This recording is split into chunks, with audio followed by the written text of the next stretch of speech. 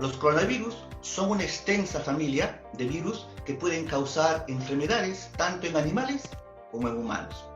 Se les llama coronavirus porque van a adoptar o van a tener la semejanza a una corona.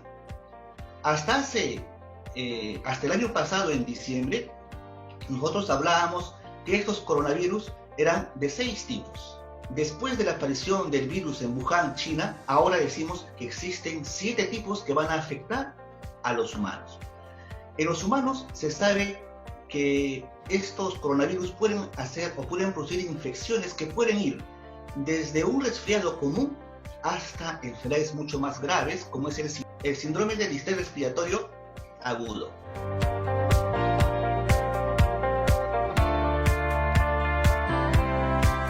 El COVID-19 es la enfermedad infecciosa que va a ser causado por el coronavirus que recién se ha descubierto.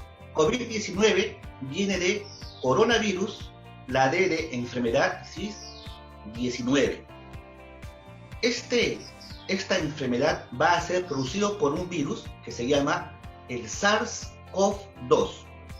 SARS-CoV-2 son las iniciales de síndrome respiratorio agudo severo. CoV-2, ¿por qué?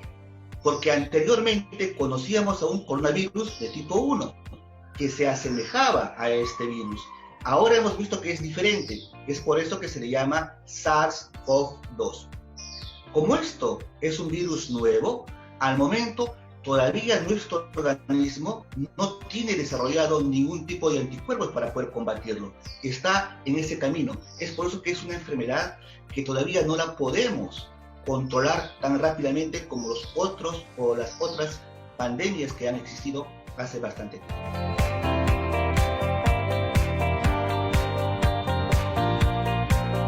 Los signos y síntomas del COVID-19 son muy variables. No podemos hablar exclusividades de síntomas para este virus. Lo que podemos decir que hay diferentes síntomas que nos van a hacer pensar que estamos ante una infección por el COVID-19. Los síntomas más frecuentes que se ha podido apreciar es la fiebre. Se dice que 9 de cada 10 personas desarrollan la fiebre. La tos, una tos seca, generalmente se ha presentado entre 7 a 10 personas. El cansancio, ¿cierto?, es otro síntoma. De repente estos 3 síntomas son los que frecuentemente más van a presentar. Pero lo que llama la atención en el COVID-19 es la falta de aire, es la dificultad para poder respirar. Existen otros síntomas, como son los dolores musculares, dolores de garganta. Se habla que las personas que están con la infección del COVID-19 pueden tener una pérdida del olfato y una pérdida del gusto.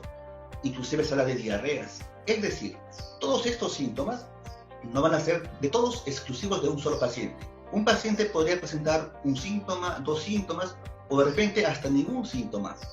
Es por eso que viene la preocupación, que hay pacientes que son asintomáticos aparentemente y podrían producir contaminación a otras personas.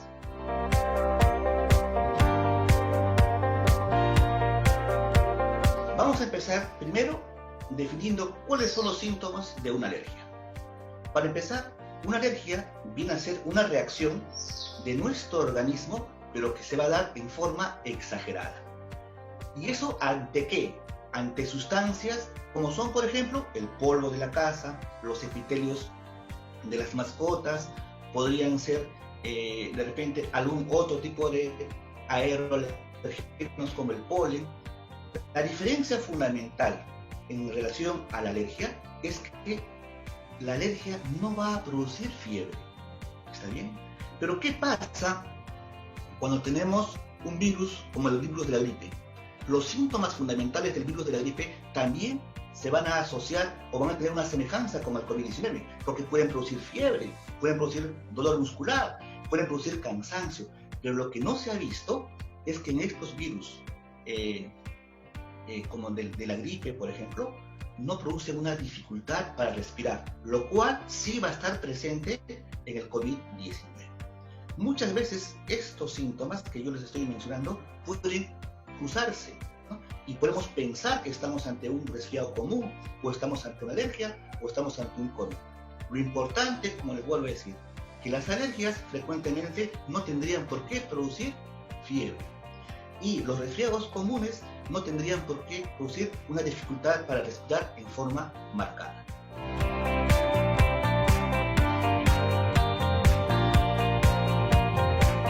El periodo de incubación es el tiempo que va a transcurrir entre la infección por el virus y la aparición de los síntomas de la enfermedad. La mayoría de las estimaciones habla que este tiempo dura entre 1 a 14 días. Hay artículos que refieren que el pico mayor se da a los 5 días o 5.1 días. Hace aproximadamente 3 semanas han salido otras referencias donde refiere que el 97.5% de las personas que han desarrollado alguna infección de COVID-19 lo han hecho a los 11.5 días. Es decir, estas estimaciones que estamos hablando en este momento podrían cambiar de acuerdo a la mayor cantidad de población que se la estudie.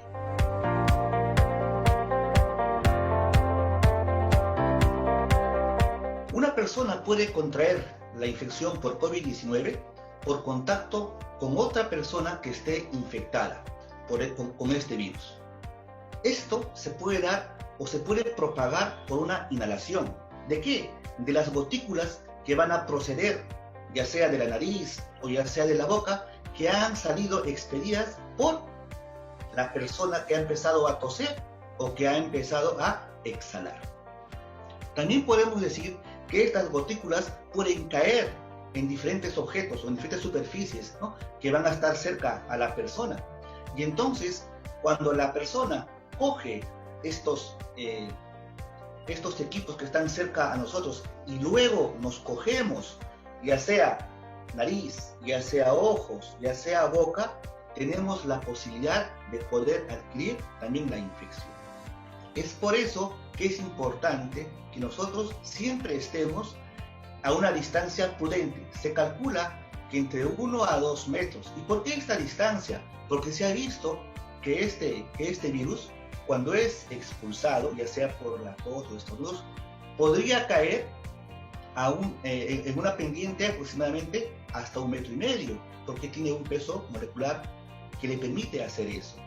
Sin embargo, muchas personas pueden de repente no tener síntomas, ¿no es cierto? Y uno va a estar cerca a ellos, pero sí la persona puede estar contagiada.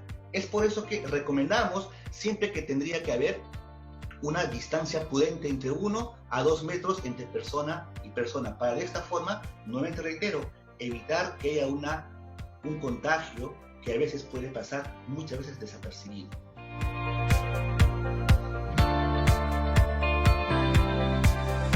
Definitivamente las personas más vulnerables van a ser los adultos mayores, tanto varones como las mujeres.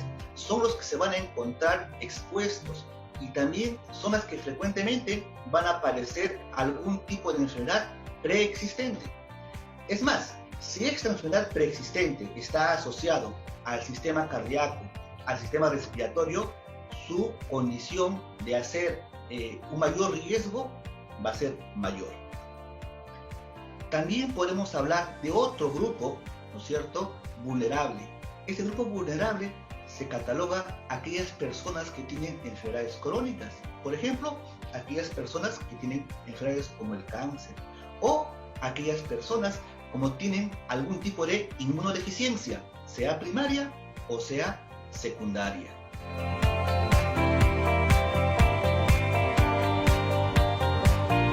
Al momento, no hay un tratamiento, digamos, idóneo para el COVID-19. El tratamiento idóneo sería el uso de la vacuna, pero al momento no la tenemos. Entonces, para responder esta pregunta, vamos a dividir la enfermedad en 3 partes. Primero, una fase viral. La fase viral, en esta primera fase, uno puede usar medicamentos sintomáticos. ¿Por qué? Los pacientes o las personas solamente presentarán muchas veces síntomas menores. Entonces podríamos usar paracetamol como un asintomático. Cuando ya vamos a una fase, digamos, secundaria o pulmonar que llamamos, acá sí tenemos que usar ya medicaciones mucho más especializadas. Acá podemos usar los antivirales. Todo lo que les estoy hablando no es una regla exclusiva. Generalmente son estudios, son procedimientos que se está utilizando para poder beneficiar a los pacientes, pero no hay una regla establecida. Entonces, por ejemplo, en esta fase podríamos usar los antivirales o los retrovirales, como es el atazanavir, como es el remdesivir, lopinavir, en fin. Estos retrovirales, ¿no es cierto?, podrían mejorar en esta fase la evolución de la enfermedad. También podemos usar en esta fase antimicrobianos, por ejemplo, la acitromicina, por ejemplo, la cloroquina o la hidroxicloroquina, que se ha aprobado inclusive en nuestro país.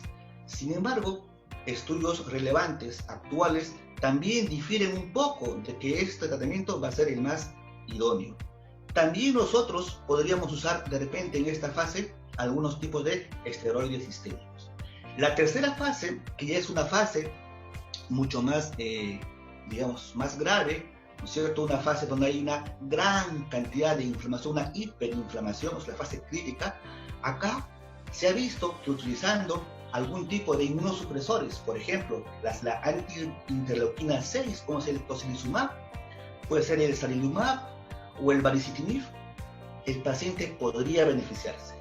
Podríamos usar en este caso lo que hablamos también de la inmunidad pasiva, es decir, podríamos usar lo que se habla, el plasma de pacientes convalecientes, de pacientes que ya han tenido la enfermedad.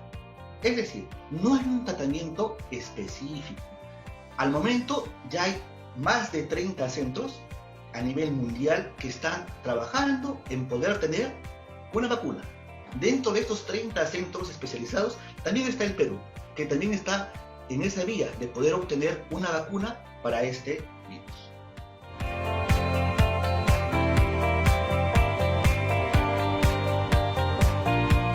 Fundamentalmente es lavarse las manos frecuentemente. Lavarse las manos con frecuencia es importante, y si es con agua y jabón, está bien. Si no tenemos agua y jabón, podríamos utilizar de repente algún desinfectante que contenga alcohol. Es importante que adoptemos algún tipo de medidas de higiene respiratoria. ¿A qué me refiero?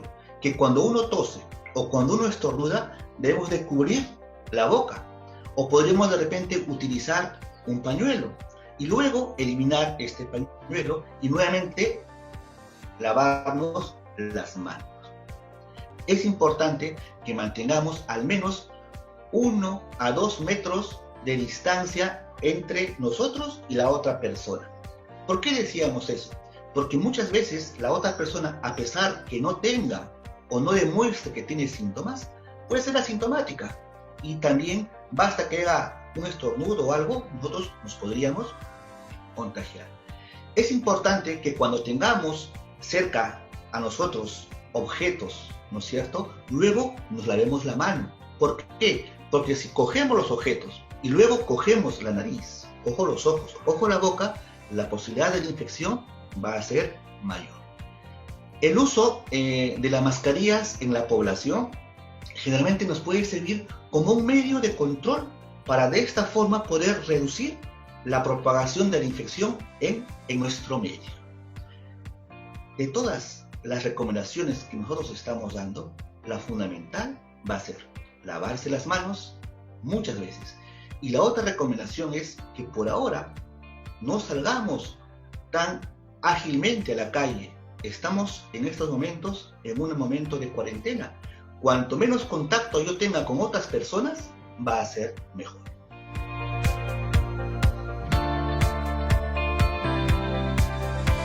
Los inmunomoduladores van a ser sustancias que van a tener la capacidad de poder aumentar o a lo mejor disminuir nuestra respuesta inmune.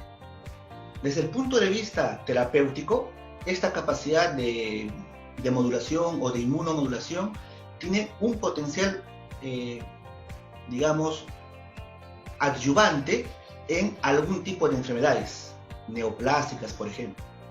Pero también pueden ser en las inmunodeficiencias y también pueden ser en las alergias. Entonces, los inmunomoduladores, como fundamento de sí, van a inmunoestimular a que mi respuesta sea la más adecuada. ¿Qué sucede con los probióticos? Estos probióticos van a ser sustancias, ¿no es cierto?, que van a tener la capacidad también de poder modular. ¿Pero qué van a modular?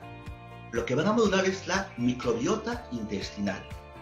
Para eso, si yo mejoro mi microbiota intestinal, lo que voy a tener es una mejora en cuanto a mis síntomas gastrointestinales. ¿Y esto qué es lo que se ha visto últimamente?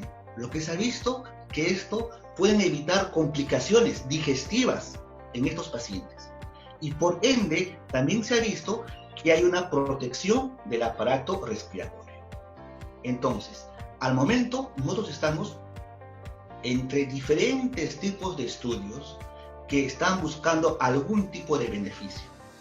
Los estudios dicen que si una persona podría usar inmunomoduladores, como son bacterias, que usan probióticos, podemos de esta forma tener una respuesta mejor de parte del sistema inmunitario.